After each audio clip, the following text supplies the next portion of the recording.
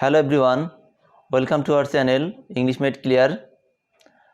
Today's video is the last and fifth episode on the voice. আজকের ভিডিওতে আমি দেখাবো নর্মাল টেন্সের বাইরে অর্থাৎ ট্র্যাডিশনাল টেন্সের বাইরে যে সকল অ্যাক্টিভ ভয়েস আছে সেগুলো থেকে কিভাবে প্যাসিভ ভয়েস করতে হয় সেটি। আমি লাস্ট ভিডিওতে দেখিয়েছি তিনটি পারফেক্ট টেন্সের উপরে কিভাবে অ্যাক্টিভ থেকে প্যাসিভ করতে হয় সেটি, অর্থাৎ সেটি দিয়ে টেন্সের উপরে যে ভয়েসগুলো আছে সেগুলো শেষ হয়ে গিয়েছে। এখন ট্র্যাডিশনাল টেন্সের বাইরে যেগুলো আছে অর্থাৎ ট্র্যাডিশনাল টেন্সের বাইরে যে সকল অ্যাক্টিভ ভয়েস আছে সেগুলো থেকে কিভাবে প্যাসিভ ভয়েস করতে হয় আমি সেটি আজ দেখাবো।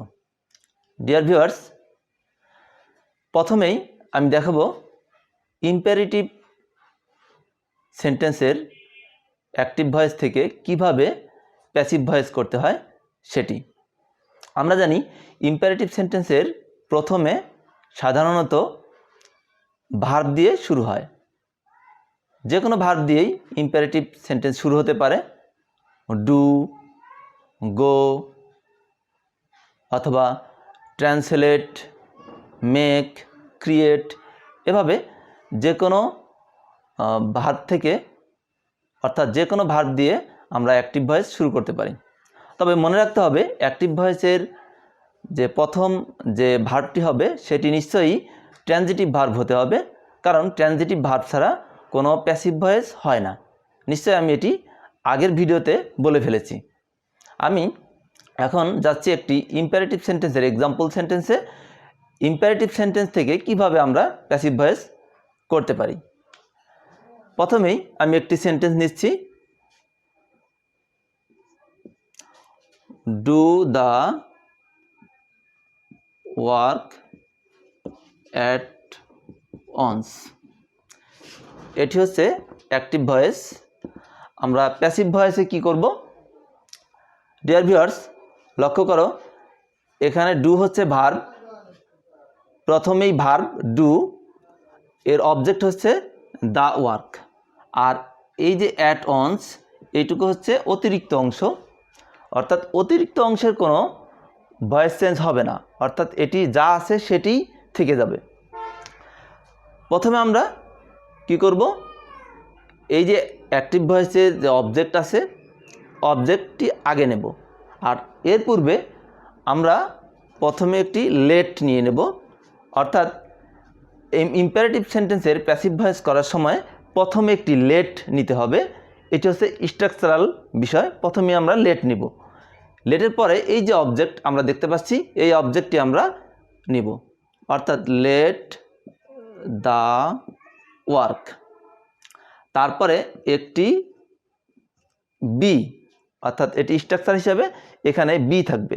তাহলে আমরা দেখতে পাচ্ছি প্রথমে লেট, তারপরে যে ভার্বের অবজেক্ট থাকবে যেটি সেটি আমরা নিব, তারপরে be, let the work be, আর এখন হবে এই যে ভার্বটি আছে প্রথমে, অর্থাৎ অ্যাক্টিভ ভয়েসের প্রথমে ভার্ব থাকে সেই ভার্বের V3, অর্থাৎ এখানে আমরা নেব ডান, আর এই যে অতিরিক্ত অংশ এটি কোনো চেঞ্জ হবে না, at once, let the work be done at once. তাহলে আমরা দেখতে পাচ্ছি প্রথমেই লেট, তারপরে ভার্বের যে অবজেক্ট আছে সেটি আমরা নিব, তারপরে স্ট্রাকচার হিসেবে আমরা এখানে বি নেব, তারপরে V3, অর্থাৎ যে প্রথমে যে ভার্বটি থাকবে সেটির V3, তারপরে যদি অতিরিক্ত অংশ থাকে তাহলে আমরা সেটি নিব। আমরা এখন ইম্পারেটিভ সেন্টেন্সের আরেকটি এক্সাম্পল সেন্টেন্স দেখব, সেটি হবে নেগেটিভ সেন্টেন্স। আমরা জানি ইম্পারেটিভ সেন্টেন্স দুই রকম হতে পারে, সেটি অ্যাফার্মেটিভ হতে পারে আবার নেগেটিভও হতে পারে। আমরা অ্যাফার্মেটিভ একটি সেন্টেন্স দেখিয়েছি, এখন আমি একটি নেগেটিভ ইম্পারেটিভ সেন্টেন্স দেখাবো। যেমন don't tease the girl, don't tease the girl. এখানে লক্ষ্য করো ডোন্ট টিজ দ্য গার্ল এর অর্থ হচ্ছে মেয়েটিকে উত্ত্যক্ত করো না বা মেয়েটিকে বিরক্ত করো না। এখন এই টিজ একটি কমন আলোচিত বিষয়। টিজ অর্থ হচ্ছে উত্ত্যক্ত করা বা বিরক্ত করা। এখানে এটি হচ্ছে ভার্ব, আর টিজের অবজেক্ট হচ্ছে দ্য গার্ল। তাহলে এর অর্থ হচ্ছে মেয়েটিকে উত্ত্যক্ত বা বিরক্ত করো না। আমরা দেখতে পাচ্ছি এখানে আগে যে সেন্টেন্সটি আমি দেখিয়েছি সেখানে ডু অর্থাৎ মেইন ভার্বটা ছিল, আর এখন হচ্ছে এটি নেগেটিভ অর্থাৎ ডোন্ট দিয়ে আমি শুরু করেছি। তো আমরা শুধু এখানে লেটের সাথে নট যোগ করব। অ্যাক্টিভ ভয়েসে যখন অ্যাফার্মেটিভ ছিল তখন আমরা লেট নিয়েছিলাম, আর এখন নেগেটিভ হওয়ার কারণে শুধু লেটের সাথে একটি নট যোগ করব। এতটুকু ছাড়া আর কোনো ডিফারেন্স নাই। তাহলে লেট নট, এখন আমরা এই যে ভার্বের অবজেক্ট সেটি নিব। Let not the girl be টিজড।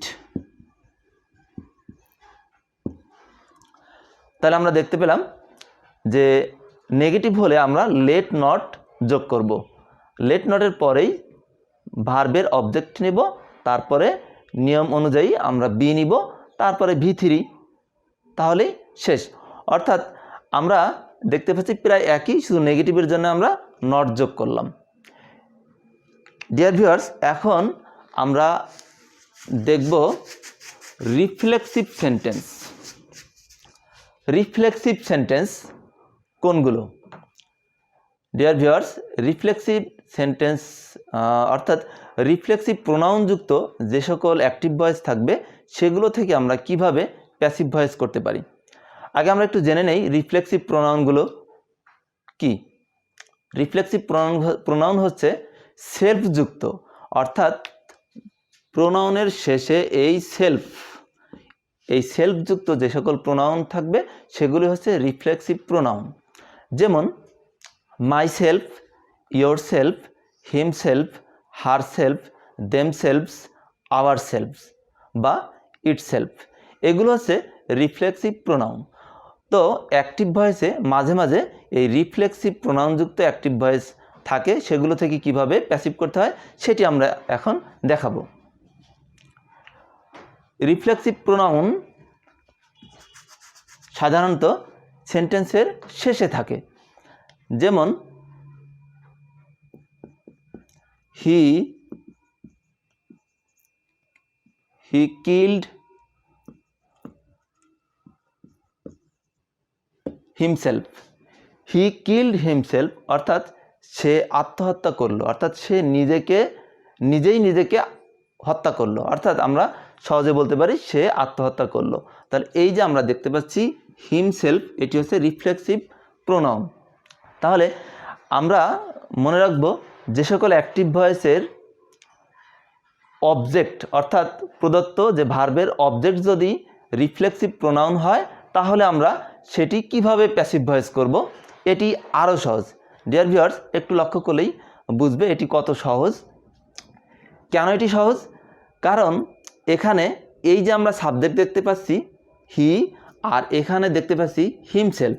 কারণ এই হিমসেলফ কিন্তু একটু লক্ষ্য করলে আমরা দেখতে পাই এই হিমসেলফ এই সাবজেক্ট থেকে কিন্তু এসেছে, অর্থাৎ এই হি আর এই হিমসেলফ একই ব্যক্তি।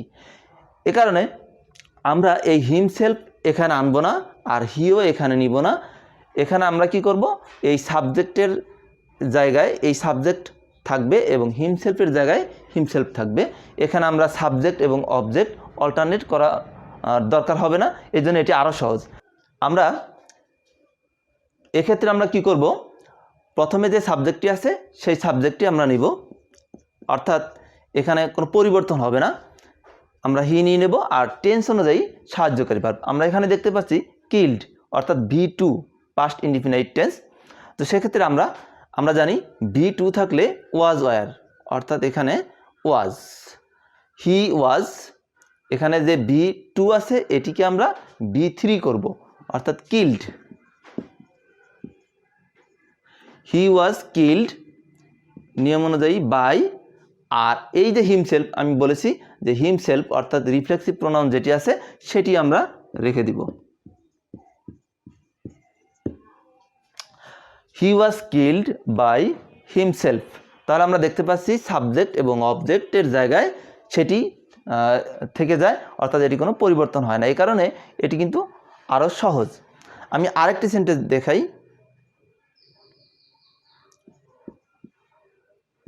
শি অলওয়েজ অ্যাডমায়ার্স হারসেলফ, অর্থাৎ সে সবসময় নিজের প্রশংসা করে, অর্থাৎ সে নিজেই সবসময় নিজের প্রশংসা করে। তাহলে এখানে আমরা দেখতে পাচ্ছি একটি রিফ্লেক্সিভ প্রোনাউন হারসেলফ। এখানে শি সাবজেক্ট, আমরা সাবজেক্টের জায়গায় অপরিবর্তিত রাখবো এটি শি। এখানে আমরা দেখতে পাচ্ছি অ্যাডমায়ার্স, অর্থাৎ V1-এ এটা আছে, অর্থাৎ প্রেজেন্ট ইনডিফিনাইট টেন্স। তো আমরা জানি প্রেজেন্ট ইনডিফিনাইট টেন্স অর্থাৎ V1 যদি ভার্ব হয় তাহলে প্যাসিভ ভয়েসে আমরা am is are, তাহলে শি এর সাথে যায় হচ্ছে ইজ, তাহলে শি ইজ অলওয়েজ। এই যে অ্যাডমায়ার V1, আমরা জানি V3 ছাড়া কোনো প্যাসিভ ভয়েস হয় না, তাহলে admired, she is always admired by herself। তাহলে আমরা দেখতে পাচ্ছি যে এই রিফ্লেক্সিভ প্রোনাউনযুক্ত অ্যাক্টিভ ভয়েসগুলো প্যাসিভ ভয়েস করতে হলে একেবারেই সহজ, কোনো সমস্যা হবে না। আমরা এখন চলে যাব কমপ্লেক্স সেন্টেন্স, অর্থাৎ কখনো কখনো অ্যাক্টিভ ভয়েসটি কমপ্লেক্স সেন্টেন্সে এসে থাকে। সো কমপ্লেক্স সেন্টেন্স থেকে কীভাবে আমরা প্যাসিভ ভয়েস করতে পারি সেটি আমরা দেখাবো।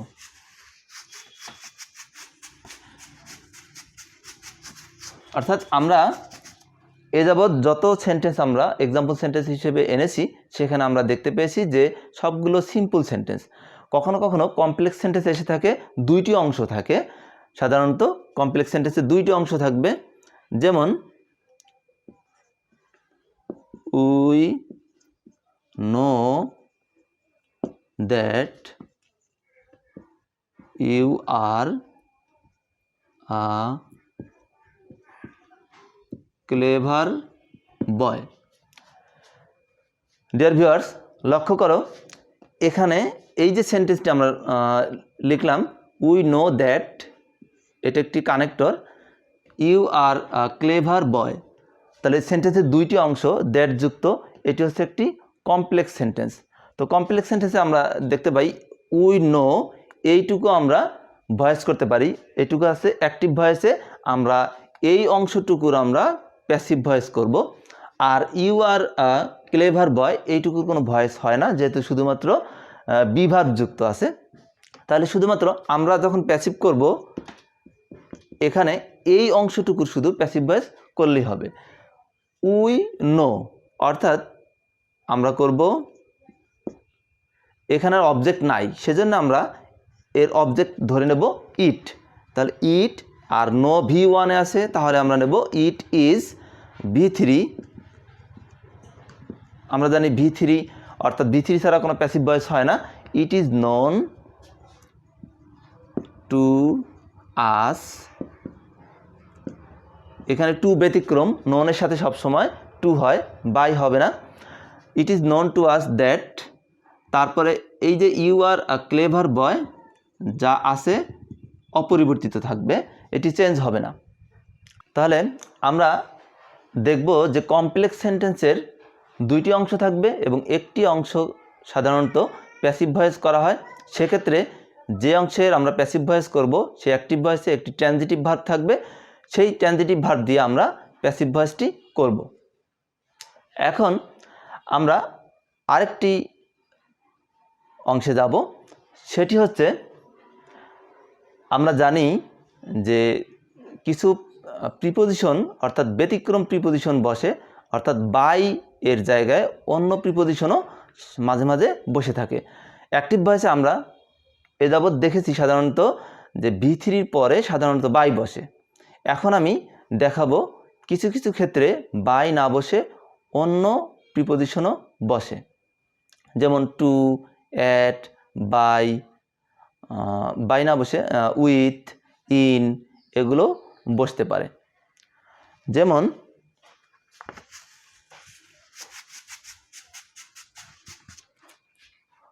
কয়েকটি আমি ভার্ব দিই,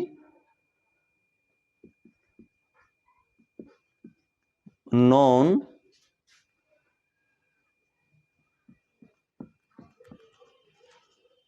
annoyed,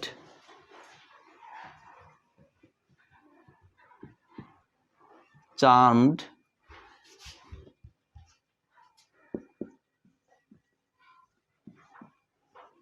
pleased,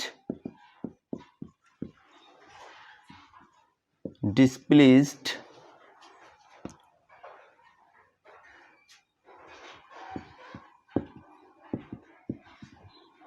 contained।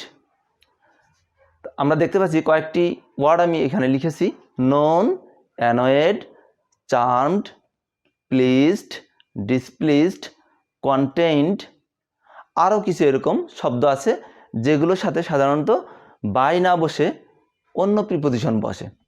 আমি দু একটি এক্সাম্পল হিসেবে আমি দেখিয়ে দেই।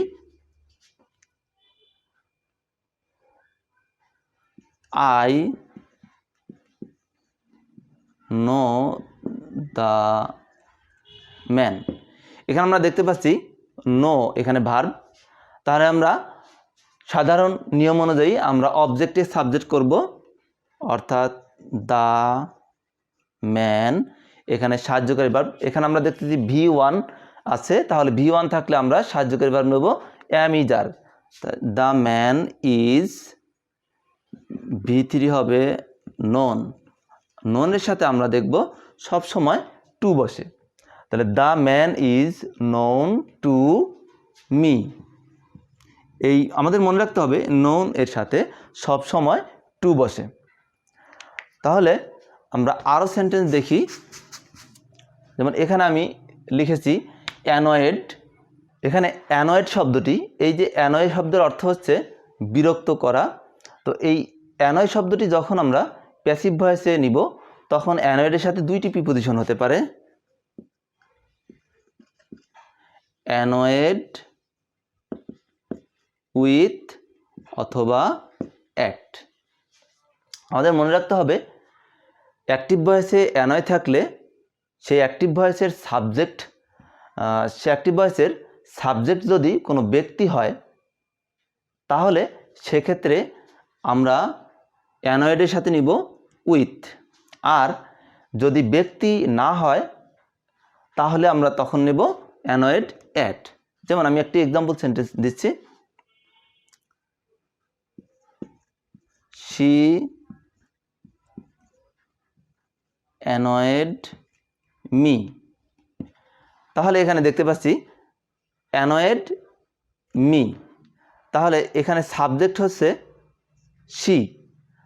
আমরা দেখি মির আমরা সাবজেক্ট করব আই, আর এখানে V2 আছে, এ কারণে আমরা নেব ওয়াজ। তাহলে আই ওয়াজ অ্যানয়েড, যেহেতু শি হচ্ছে ব্যক্তি এ কারণে আমরা নেব with, I was annoyed with her. তাহলে অ্যাট কোথায় বসবে আমি আরেকটা এক্সাম্পল দিচ্ছি, এখানে ক্লিয়ার হবে কখন অ্যাট হবে।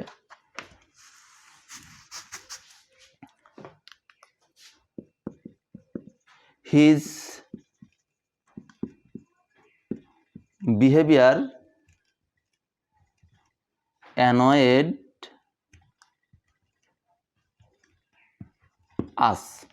হিজ বিহেভিয়ার অ্যানয়েড আস অর্থাৎ তার আচরণ আমাদেরকে বিরক্ত করলো। তাহলে ডিয়ার ভিউয়ার্স আমরা লক্ষ্য করি এখানে সাবজেক্ট কিন্তু কোনো ব্যক্তি নয়, এটি হচ্ছে ব্যক্তির বাইরে, অর্থাৎ হিজ বিহেভিয়ার তার আচরণ, এটা ব্যক্তি না। এ কারণে আমরা অ্যানয়েডের পরে আমরা উইথ ব্যবহার না করে অ্যাট ব্যবহার করব। আস, এই আসের সাবজেক্ট হবে we, we were annoyed at, এই যে হিজ বিহেভিয়ার,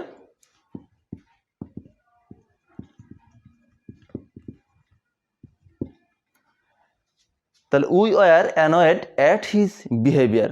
তাহলে আমরা লক্ষ্য করলাম যে এরকম কিছু কিছু ভার্বের শেষে আমরা সাধারণত যে বাই ব্যবহার করি সেটি বাই ব্যবহার না করে কখনো টু বসে, কখনো উইথ বসে, কখনো অ্যাট বসে, এগুলো বসতে পারে।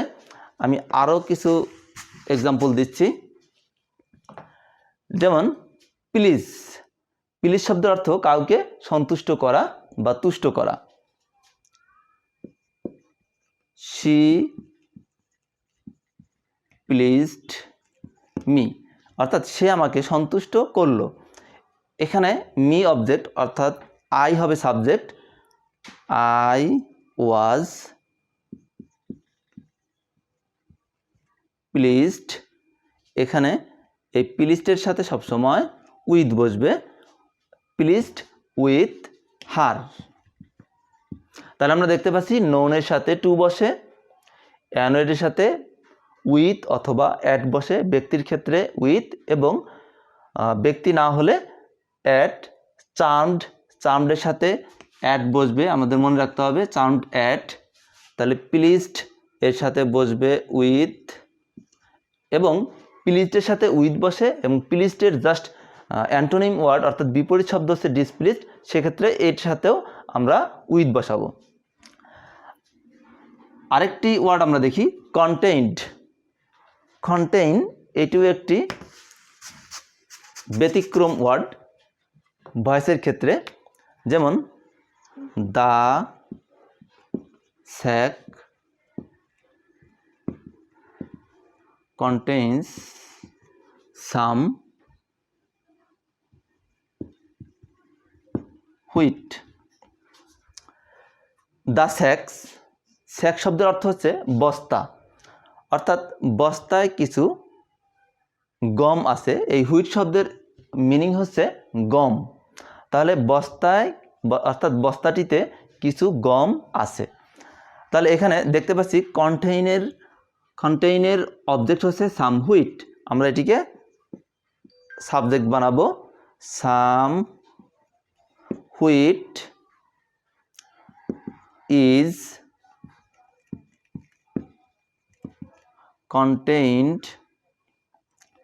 ইন্টারেস্টিংলি ডিয়ার ভিউয়ার্স, আমাদের মনে রাখতে হবে এটি আরও ব্যতিক্রম। এখানে টু, অ্যাট অথবা উইথ কোনোটি হবে না, আর বাই তো হবেই না, যেহেতু আমি বলেছি এগুলো হচ্ছে ব্যতিক্রম।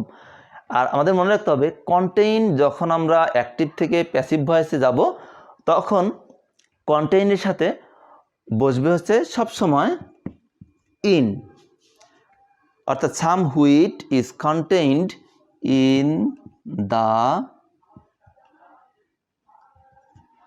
স্যাক। তাহলে আমরা দেখতে পাচ্ছি এটি সম্পূর্ণই ব্যতিক্রম।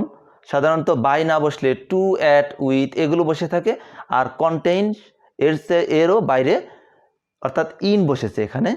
তাহলে আমরা দেখতে পাচ্ছি এই ওয়ার্ডগুলো সাধারণত এই ওয়ার্ডগুলোর সাথে বাই না বসে কোনো সময় টু, উইথ, অ্যাট বসে এবং কন্টেইনের সাথে ইন বসেছে। তাহলে আমরা দেখতে পেলাম আরও এরকম কিছু ওয়ার্ড আছে যেগুলো ব্যতিক্রম প্রিপোজিশন হতে পারে, সেগুলো আমাদের মুখস্থ রাখতে হবে, তাহলে আমরা পরীক্ষায় অ্যান্সার করতে পারবো।